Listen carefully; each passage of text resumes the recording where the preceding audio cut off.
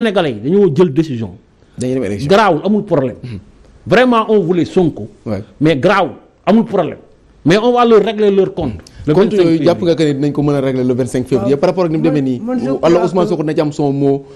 ci élection yi. Inéluctablement, Ousmane Sonko aura son mot à dire. Parce qu'il cristallise l'espoir de beaucoup de Sénégalais, des milliers, qu'on ne peut pas dénombrer. Donc, mais et puis, Pastef, l'idée, c'est d'un projet. Un projet, il peut être incarné par Ousmane Sonko ou un autre. Ils ont longtemps réfléchi à cela, certainement, parce que je crois qu'ils ne sont pas assez bêtes pour laisser passer le rendez-vous de l'histoire. Ils doivent être présents à ce rendez-vous-là, le 25 février. Mais comment? En utilisant d'autres alternatives. Comme que Diomaye Faye war na dem régulariser. Cheikh Tidiane Dièye jàll na moom xam nañ relation ak ñoom Sonko. Habib Sy dégg nañ mandataire am ne parrainage Ousmane Sonko lañ jàllee député yi. Donc ça veut dire que ils sont en train de trouver la stratégie porteuse. te yaakaar naa ne dinañ fexe ba tout ba def le bon choix pour ñoom wane seen deux parce que la boussole de électorale de 2024. mu neex mu naqari elle est entre les mains de Ousmane Sonko orientation bi fi mu toll nii ci loxoom la nekk donc ça veut dire quoi ça veut dire simplement fu mu joxoñ wala fu mu kii ça peut waxuma nag moo jël pouvoir bi waxuma ki mu joxoñ moo jël pouvoir mais daal ça sera déterminant dans ces élections là donc si suñ defee nag une stratégie intelligente parce que la politique c'est l'intelligence boo defee une stratégie intelligente elle peut être gagnante. Alioune Sow ci côté boobu Ousmane Sonko gis nañu li ko daal tey ñëw nañ ci xëy na sax nañu amaat temps pour ñëwaat ci yeneen i émission mais par rapport ak li mu war a mën a def est-ce que jàpp nga que ni du am quand même du peser trop ci élection yii nii. Moi je crois que dina peser et j'aime beaucoup quand Demba Ramata dit que ni Ousmane Sonko day cristalliser des milliers justement de l'espoir de milliers de Sénégalais ça j'aime beaucoup mais il faut pas non plus exagérer parce qu'on est dans un régime multipartite et on ne peut pas parler de millions de Sénégalais pour gagner des élections présidentielles Macky Sall bi muy gagner élection présidentielle 1,6 million voix la am pratiquement entre 1,6 million 1,8 million voix la am pour nekk président de la République. Donc ça ne veut absolument rien dire de parler de millions pour exagérer dans ce pays. Il faut rester zen et humble. Li ngeen war a lijjanti, j'ai pas non plus dit que ni Ousmane Sonko n'était pas, ça c'est le grand qui l'a dit, je n'ai pas dit que ni Ousmane Sonko n'était pas quelqu'un d'important. Je ne l'ai pas dit. Parce que communication dafa doy waar. Sinon les gens tout de suite après ils vont penser que ni man maa wax loolu maa jiite wax loolu moo tax ñu tontu ma loolu. Je n'ai pas dit que Ousmane Sonko n'était pas important. J'ai dit que ni problème mu importance bii nii il y aura encore dans quelques années. Peut-être que même en 2026 ou 27 après que quelqu'un soit élu président de la République. Vous verrez bien il y aura un autre Ousmane Sonko certainement qui sera là boo xam ne il vivra les mêmes difficultés. Et pour cela moi je pense de manière beaucoup plus large que il faut régler le problème du fonctionnement et de l'organisation de ce pays et pour loolu il faut que ñu delluwaat suñu xel xoolaat gëstuwaat institutions yi comment ni muy doxee parce que je vous assure d'une chose te alxuraanul karim laa leen waatal ma ne si xam lu tax parce que c'est tellement évident yoo xam ne comme dañuy analyser non si parce que am na loo xam ne c'est une évidence parce que institutions yi dox nii Doudou Colère ba bali dans 10 ans dina si amaat problème bu dee institutions yi kii kese la loolu man maa ko waat institutions yi laa wax nii taxaw nii Doudou Coulibaly Demba Ramata bu tolloo ci benn niveau de sympathie dina dundaat loolu par force xam nga lu tax parce que institutions yi moo tëddee non parce que on est dans un régime où il n'y a pas de séparation rigide des pouvoirs li ngeen war a lijjanti mais Abdoulaye Wade l'a vécu mais Idrissa Seck l'a presque vécu ak Abdoulaye Wade moom dund na ko Idrissa Seck moom dund na loolu ci kaw Abdoulaye Wade Macky Sall a failli dund loolu dafa rëcc te dama yaakaar ni xëy na sax du sax c'est parce que Abdoulaye Wade était bien gentil ou bien démocrate mais c'est parce que Abdoulaye Wade dafa peut-être attaché wu ci benn ngëm-ngëm boo xam ne buñ ko nee bàyyil mu sedd mu bàyyi mu sedd mais xëy na bu woon loolu bu toll woon ci niveau boobu ay recommandations yi ñu ko jox xëy na peut-être sax même attitude yi lay am parce que quand on est au pouvoir c'est dégueulasse. pouvoir dafa soxor. pouvoir dafa dañ ci nekk da ngay gën a sadique. il faut ñëw ci processus bi Alioune. waaw processus électoral bi déjà parce que dafa gis am loo xam ne dañ ko gis te bëgg nañ waxtaan waxtaane ko xëy na malgré que temps bi duñ ko may mais il faut que ngeen wax ci muy ni mu demee nii conseil constitutionnel ñenn ñi nee nañu seen i clé USB dañ ne leen c'est inexploitable am ci ñoo xam ne seen i dossier de candidature dañ ko invalider ne leen nekkuñu ci fichier électoral bi ñu bari ñu leen parrainé ak yooyu noonu est-ce que tey quand même par rapport ak processus bi ñu gis nii finalement du am ñu mu jox dëgg ñu doon wax naan sélection présidentielle la ñuy def. mais dina nekk sélection xam nga lu tax parce que mais dellu si waat leen moi je vous le dis hein. problème institution la encore un problème parce que li am na yoo xam ne bu ñu ko lijjanti woon teg ko ba mu set wecc coow du jib kon on n'aurait même pas eu plus de 250 ba léegi ñuy wax ay 300 partis politiques on aurait réglé le problème ba kenn du ñemee taxaw xalaat naan da ngay dem naan da ngay wuti ay fiches de parrainage parce que yow nga naan da nga xalaat naan da ngay nekk président de la république am na yoo xam ne boo leen ko lijjanti woon États-Unis ñaata partis politiques moo fa am ngeen xalaat ni droite ak gauche ak ñoo am y a d'autres partis politiques qui se sont associés ensemble bu coow jibee wala élection war a am ñu dem associé wu ci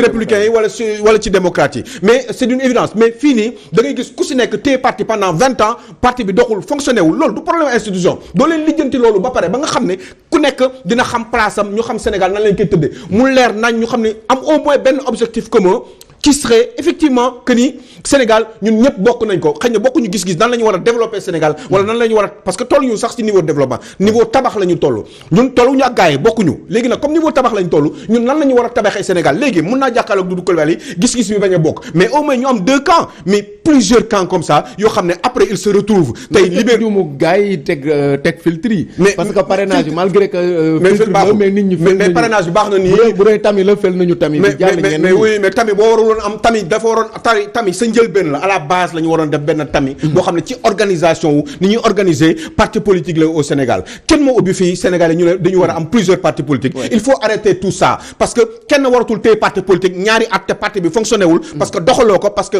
gisuñu say finance publique gisuñu bagage yooyu yëpp il faut ngeen lijjanti boo leen ko lijjantewul même problème yi ngeen di amaat di ngeen waxaat waxu parrainage machin parrainage en France y a un parrainage mais pourquoi amul problème parce que fi ñu toll ci niveau la parce que seen problème yi lijjanti nañ ko ba pare mais ici on ne le règle pas fii dañuy taxalee di bassin di jël ay affaires après ils se rendent compte qu'ils ont fait des conneries parce que ils ne sont jamais sûrs de ce qu'ils font mbir boo koy def daf lay wóor quand vous n'êtes pas sûr de ce que vous faites prenez le temps réfléchissez et puis avancez pour faire avancer seen gox parce que gox bi plusieurs gox yi mooy askan wi mais vous ne le faites pas parce que dëkk tappale la surtout merci Alioune te ñëpp ay tappale nag gauche droite opposition ak pouvoir ñëpp ay tappalekat lañ parce que tappale moo indi lii ngeen gis lii yëpp merci Alioune Sow donc bu ñu kenn rey ma dem ba sànq yaa ngi koy wax sax am candidat booy cité mu di Aminata Touré li mu jàpp mooy déjà am na Aliou je t'ai chronométré tu as parlé pendant 5 minutes yow li fi wax moo non dama lay wax dama ko ajouté ñaari question yi dama ko ajouté le deuxième tour question yi moo tax mu yow li nga wax dara baaxu yow li nga wax yëpp dara baaxu fi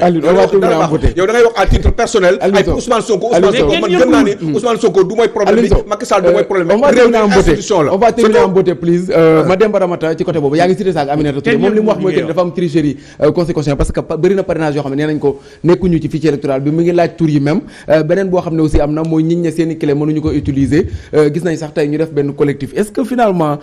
mbir yi ñu tegoon que ni moo war a nekk ab tamit buy lay candidature yi pour ñu mën leen a defal filtre nekkul loo xam ne quand même ça crée plusieurs victimes que ni ñu ko xalaate woon. dafa mel ni parrainage bi au lieu de régler des problèmes il en a créé d'autres.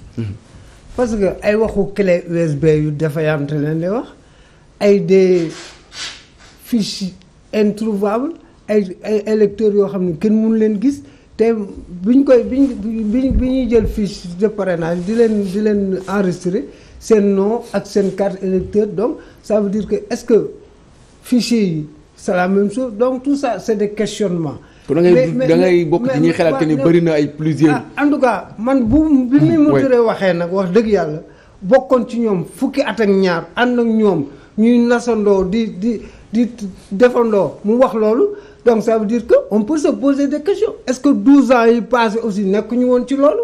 nekk ñu woon dans la tricherie parce que Mimi Touré parle c'est une voix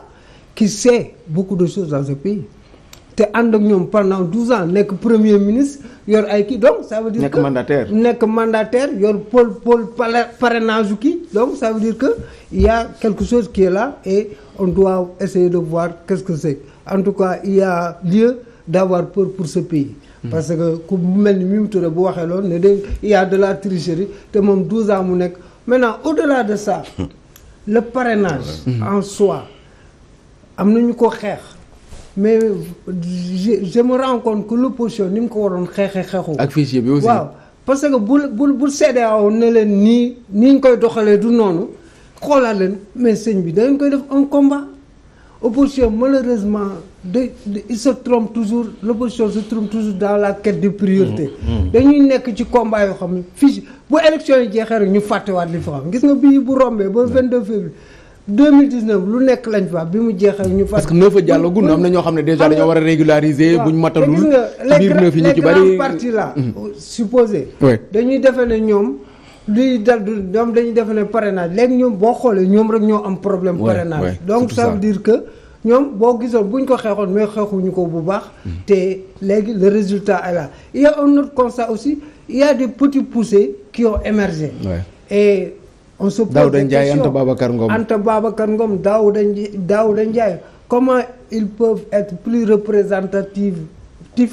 que Idrissa Seck, Boun Abdallah, Mimi Touré. Diomaye Faye de Pastef. C'est des questions que je pose. Bien vrai nag gis naa Anta Babacar def ay travail de terrain parce que war daan na wax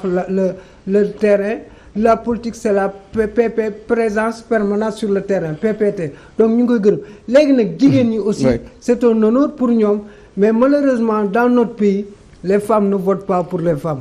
Parce que boo interroger l'histoire, ñaari femmes ñoo fi mës a présenter à la présidentielle, c'est Amsatou Sow Sidibé et Diouma Dieng Diakhé. Chacune d'elles a eu 0, nangam pour cent. bii ñu xool ba donc ça veut dire que les femmes ne votent pas pour leur. bii ñu xool ba xam parce que y a une femme bu jàllagun première marche bi ñu xool ba xam déjà validation candidature yi le 20 nan lay mujjee ak élection présidentielle yi. Doudou Coulibaly ci yow la ñuy jeexaleeg parrainage yi gis nañ li mu mujjee yëpp problème mu clé USB ñii naan indi nañu ay faux députés yoo xam ne présenté nañ ko conseil constitutionnel ñoo xam ne nee nañu seeni parrain nee nañu nekkuñu ci fichier électoral bi est-ce que finalement quand même comme li Demba wax créé wul plus de problèmes que mu di ko régler dans ce pays. xam nga dañoo am ay hommes politiques yoo xam ne jubuñu duñ ay waxkatu dëgg yow nga dem jëndi parrain ki la jaay parrain moo jaay keneen parrain jaayaat keneen parrain nga xam ko nga ñëw tey di xuloo looy xuloo. kon doublon yi jàppoo ne. mais looy xuloo ñoom déggoo lu ma la wax ku mu neex nga weddi ma. daay dañoo jëndi ay parrain dafa amoon ay nit yoo xam ne dañuy wër di jaay ay parrain dañuy jox ay mbuusu carte d'identité ay photocopie carte d'identité ay affaires yoo xam ne dañ koy envoyé ko carte d'identité recto verso ñu envoyé la ko ngay jël di remplir kese boo amee doublon koy xuloo. Deuxièmement ñii jamono da leen dépassé lu tax jamono dépassé leen mooy xam nga ngeen wax fii ay ñii mais est-ce que sénégalais yi rejeté wuñu leen bañ leen a parrainé. mais est-ce que rejeté wuñu leen. dégg nga nekk indi nga chiffre yi ñu laaj. mais dama ne déggoo ñoom ñëpp ci même vivier bi la. même vivier bi xam nga mooy lan. yéen da ngeen yàgg ruubee sénégalais yi itam ruubee leen bu ma toogee am na benn waay dafa woo xoolal yow booy nga dofu dama lay gën a dof ñu toog benn dëkk woo ko ne ko am nañu 2500 parrain.